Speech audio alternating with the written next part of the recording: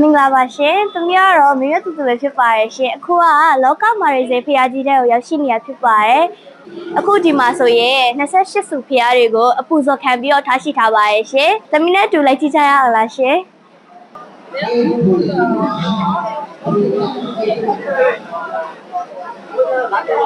ဒါကအမတ်စင်22ဖျားဖြစ်ပါရဲ့ရှင်။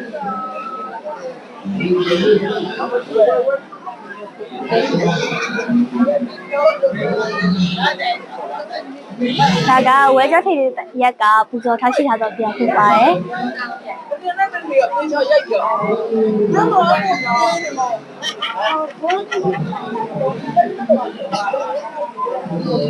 ဒါကတော့အမတ်စင်24ဝေတာဘူးမြတ်စွာဘုရားဖြစ်ပါရဲ့ရှင်။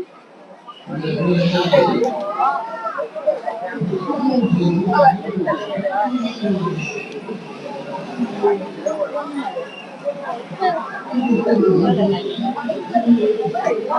ါကကျက်စာပြေရမှာပူဇော်ထားရှိထားတော့ဘုရားပါ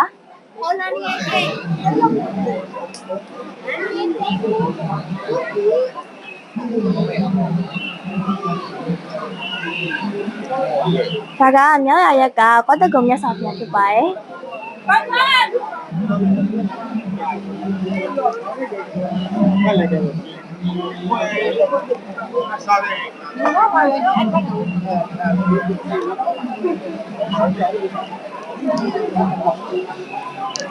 ဒါကအမတ်စင်20ခေါကတ္တပမြတ်စွာဘုရားပဲဖြစ်ပါတယ်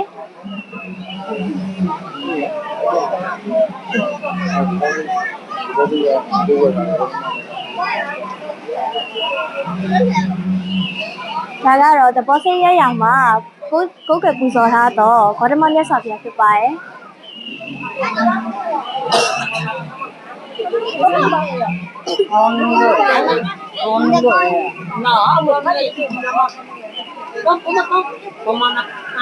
အဲ့ဒီနဲ့အရင်တက်ပင်လာပါတယ်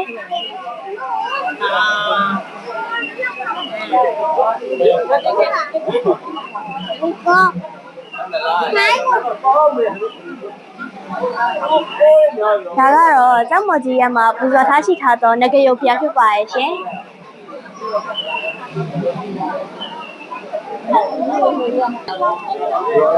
ဒါကရှင်မုတ်တီဖျားဖြစ်ပါရဲ့ရှင်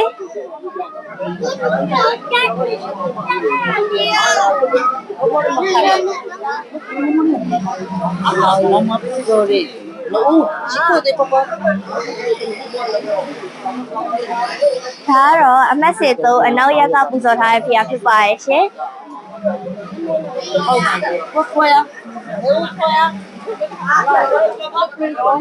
那在哪里办理不叫哪办事？ဒါတော့ဇရေးရမှာပူဇော်ထားရှိထားတဲ့ဖျားဖြစ်ပါရဲ့ရှင်တက်ပယ်လာတဲ့ပန်းလေးတွေကိုအများကြီးတွေ့ရမှာပါ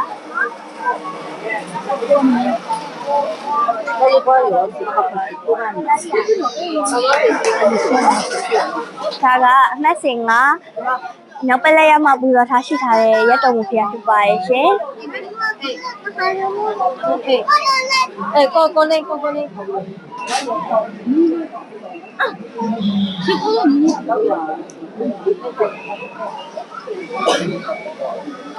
ဒါကကရက်ပြည်ပြန်မှာပူဇော်ထားရှိထားတဲ့မင်္ဂလာမြတ်ဖျားဖြစ်ပါရဲ့ရှင်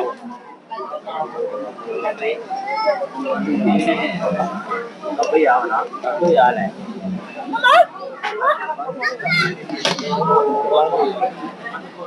ဒါကတလိုက်တဲ့ရမှာပူဇော်ထားရှိထားတဲ့သူမနာမြတ်ဖျားပဲဖြစ်ပါရဲ့ရှင်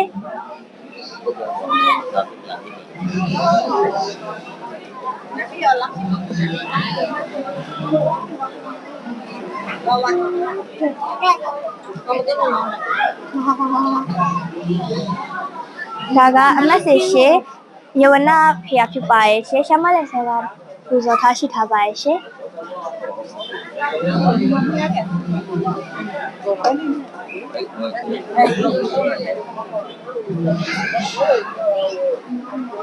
ဒါကခဝေးတဲ့ရက်ကပူဇော်ထားရှိထားတဲ့ဖျားဖြစ်ပါရဲ့ရှင်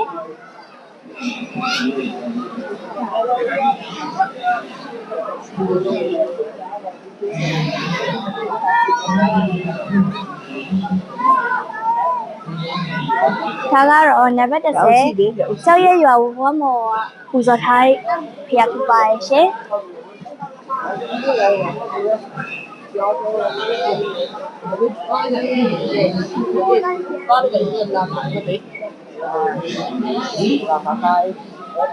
ပြောအမလို့ကြားတယ်မလား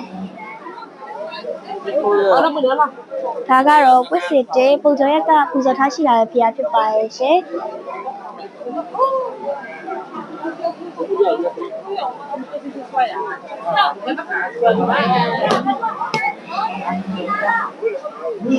ဒါကဝီဒီယမ်မှာပူဇော်ထားရှိတာဆိုဖျားဖြစ်ပါရဲ့ရှင်ပန်းလေးနဲ့တက်ပယ်လာပါတယ်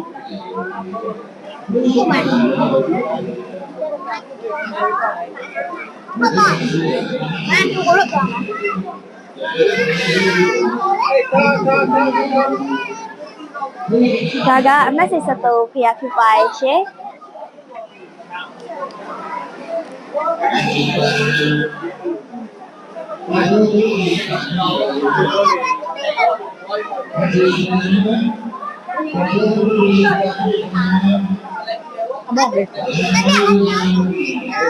ရက်တော်မူဖျားတွေကိုလည်းပူဇော်ခံထားရှိထားပါရဲ့ရှင်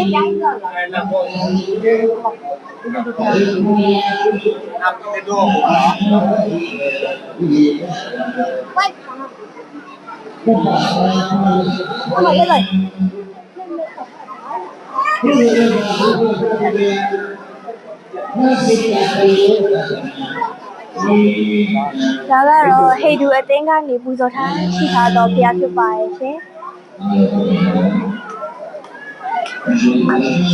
28စုဖျားအားလုံးကိုပူဇော်ခံထားတဲ့နေ့ဖြစ်တာကြောင့်ဒဝဲသူဒဝဲသားအားလုံးကိုလည်းလာရောက်ကူးမြော်ဖို့ဖိတ်ခေါ်ချင်ပါရဲ့ရှင်အားလုံးကျေးဇူးတင်ပါတယ်ရှင်